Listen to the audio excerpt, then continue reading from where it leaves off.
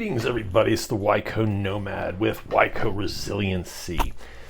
We have a brand new topic this week. That's right. Let me readjust my camera. As always, something a little bit better. I'm trying to be center in the camera. So,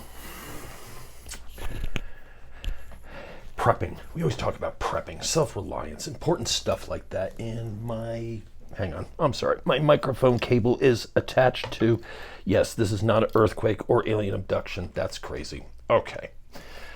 Yep. Top-notch photography here. All right. Hey, you get what you pay for. And you're not paying for it. I'm just kidding, everybody. Just kidding. Let's have some fun. So, where do we want to start with prepping? I want to go to one of the questions that the Wyco Mag actually asks potential new members. And one of those questions is, why do you prep? What's your motivation? Why are you prepping?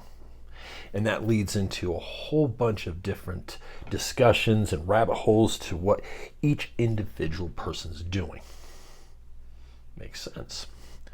But where do we start? I mean, where do we start? Well, one of the quickest ways is threat-based planning. You have to identify the threat, and then you can start planning according to that. Well, I'm prepping for everything. Too broad. I'm prepping for the coming nuclear war. Okay, that's narrowing it down. Then with that, what's possible, what's probable, so we can narrow it down to that. So we want to focus on what is essentially threat-based planning. So, and I have my notes this time, which will hopefully make this a little bit better. So we have to, how do I want to put this? We have to do the threat identification. That's our first step. What are our potential threats to your tribe, to your family, to you? What are those immediate threats? And this is going to require a pen and paper. You're going to have to sit down and start writing down that list. And start broad. I'm worried about the Yellowstone super caldera. I'm worried about that super zombie volcano. Where I'm at, based on statistics, if it does blow up, it ain't gonna matter. So, we forgot to cover, what are we drinking tonight? Yep, that's right, Bloody Mary.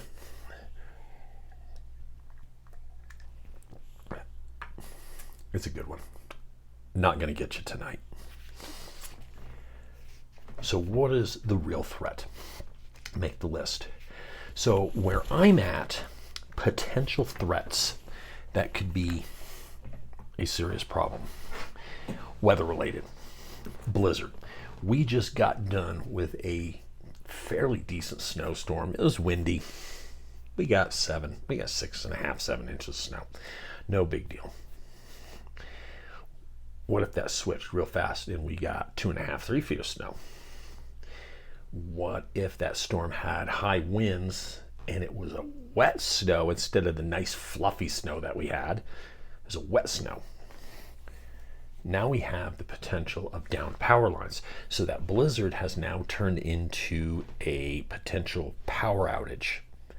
Too high probabilities.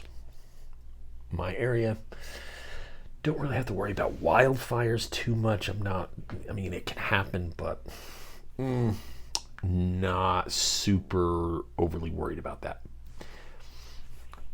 Blizzards, power outages, severe thunderstorm with large hail and tornado leading to power outages, train derailment with toxic chemicals. That could be something serious. two major interstates, trucks hauling hazardous material, that could become a problem. Civil unrest, not really in my area. During the summer of peace, mostly peaceful, the summer of peace, they tried to start something and it was squashed real quick in our area. Civil unrest, I'm not too worried about. Increase in crime. Yeah, I'm kind of noticing that. How do you prepare against that? Buy more stuff. Buy more guns. You'll show. No, rule of law. We've covered this. Better security system. A way to pay attention. Fortify your system. Be more aware. So identify what the real threat is. If you're sitting there saying a Russian invasion, you might want to tone it down a bit. Not really where is it possible? Sure. Probable? No. And let's not even get into the Chinese invasion. Okay. There are three things that has always protected the United States essentially from attack. Canada, Mexico. And I know a lot of you going, the open border. Canada, Mexico. And that vast ocean in between the continents. China doesn't have a deep sea navy. They can barely get to Taiwan. How are they getting here? Economically, can they affect us? Yeah. Can they send totally not spy balloon. No spy balloons. It was just observing. Potential deployment of fentanyl, aerosol, chemical warfare? Probably not. Is it potential? Possible. Really not probable. So you have to play possible, probable, fantasy, not fantasy. What is the real threat? Now, once you have that threat identified, now you have to do your threat assessment. We need to rank these threats in order of how's it going to help us. So I used to, in the beginning when I had the channel, when this channel used to be actually Sensible Living and the Sensible Living podcast and blog, then it became the Sensible Living podcast. Now we're Wyco Resiliency. Yes, I've had name changes.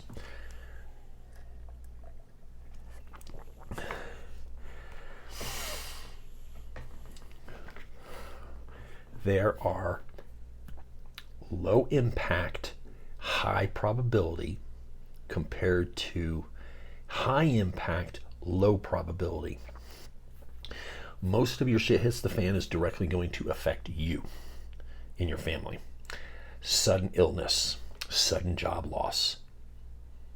That's a threat. That's something you should plan for. In the event that you lose your job, do you have enough money to carry over for a few months? Banking crises, they happen. What if you can't get your money out of your bank? Government shutdown. If you're a federal state employee, what if they shut down your job? You're out of work for 4 months because the government says, you eventually get your back pay, but not while they're shut down. Do you have enough money, food, and everything stored up that can get you through that hiccup? Okay. So ranking order, what is the probability? And it will go from your family to your neighborhood to your city to your county to your state, and it just goes out. The rings, the concentric ring back. The words, the concentric rings will expand as you look at your order of risk. Isolate your number one threat. What is the number one threat? What is your high priority? And it's going to be different for everybody.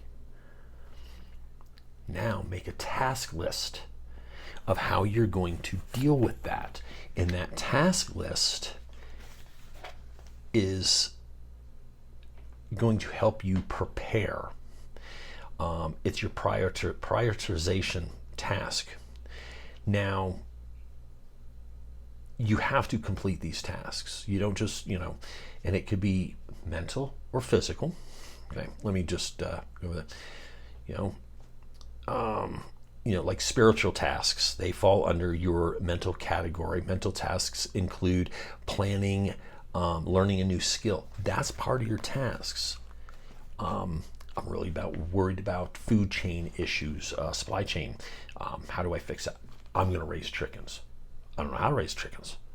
Time to learn. So you learn how to raise chickens, how to build a chicken coop. What do you need to deal with chickens?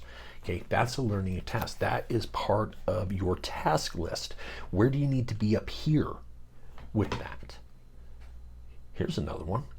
Are you physically able to do the stuff? Or have you been sitting on your tukish for too long and you're just fat, bloated, and lazy, and I can barely walk to the mailbox? That might be your first task of getting up and moving, losing that weight, getting into physical shape. That's important to survival. Sorry, it is.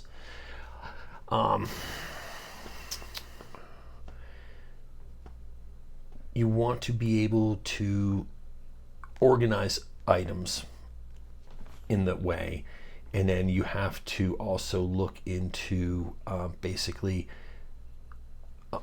most tasks are going to require some sort of mental energy. You got to have that focus. You got to have that drive, that get to itness. Stop watching TV for so many hours. I get home, I watch 4. I used to get home and watch 5.5 hours of television before going to bed, and then sitting in bed, I'd watch YouTube videos. My mind. I never slowed my mind down long enough to just relax. That's important. Very important. Then you're going to have to start thinking about your plans. And what's your short-term plans, 1 to 3 months, midterm plans. We all want to have set actual dates. Set actual dates to your planning. I want to make sure that I have X amount of food by this date. Don't just turn around and say I need a year's worth of food and go out and buy a year's worth of food. That's kind of that's silly. Little by little. 3-month plan, 4-month plan, 6-month plan, yearly plan. What is your 5-year plan? I have a 5-year plan. Within 5 years, I hope to have my property and everything finalized and it to actually be functioning, not just we're working on getting the property, actual property working. Within 5 years, I hope to have a good set of chickens, a good garden, and getting into raising sheep.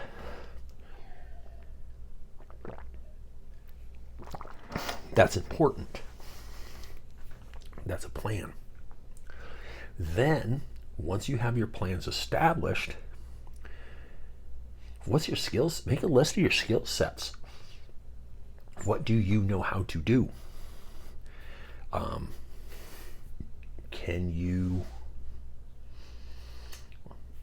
Here's one. Can you upgrade and rewire your main panel of your house? Electrical panel. Do you know how to change out a broken breaker? Do you know how to fix a light switch? Do you know how to do you know how to go through and add, a couple of, a couple of gang boxes and set up a nice little quad receptacle? Can you fix a 3-way switch? 3-way switches are a pain in the ass. I'm not gonna lie, I hate them. Can you swap out your basically your toggle light switch for a Decora switch. I like Decora switches over the toggles. I really do. And then can you have one with a dimmer and add it into your bathroom? That's skill set. It's also a skill set of an electrician. Can you do that stuff? Can you add a sub 50, can you add a 50 amp sub panel off of your main panel that you can potentially run a hot tub? We're talking about shit hits the fan. Cool. I'm talking about after a hard day at work, it's nice to sit in a hot tub, folks. I mean, I'm sorry, yeah, I'm into prepping, but I'm also into enjoying the comforts while I can. I'm talking to you on an iPhone. I'm going to utilize technology until I can't anymore. What are your skills? Can you program ham radios? Well, that's not hard. Some people find it hard. Just going in manually program.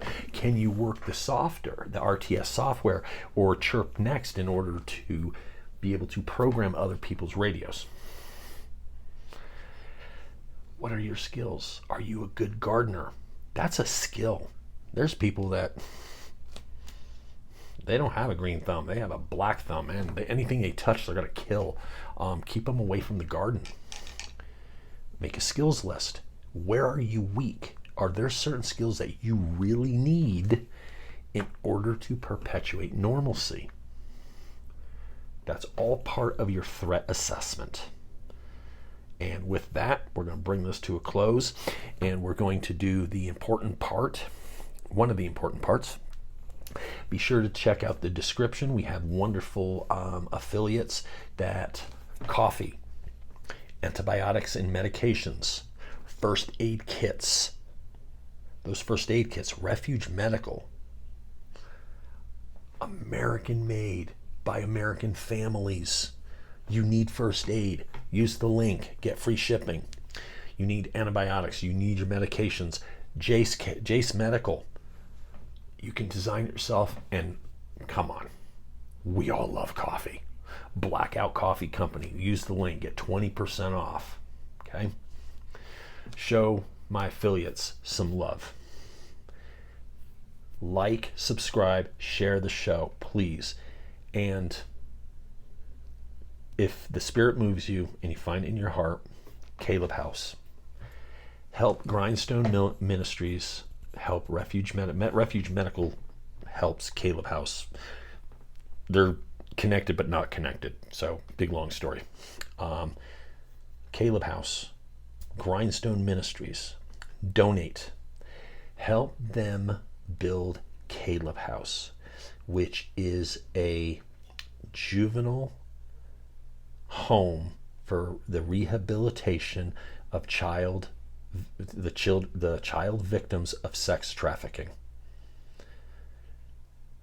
The way the system is set up, this house needs to be built. And we're going to have a special video coming up where I'm going to focus on telling you all about that. I donate what I can. I donate my time when I can. And if I can spread the word, I will spread the word as best I can. And especially at this time of season, whether you celebrate or don't, okay, you can still find it in your heart, especially if the spirit moves you, to donate. And if you don't feel the need to donate, just spread the word to someone that might want to donate. Okay? I appreciate it. Caleb House appreciates it. Grindstone Ministries appreciates it. And with that, thank you so much for watching and putting up with my craziness. Till next time, watch your six. I'm the White Coat Nomad. Shalom, everybody. And I'm out.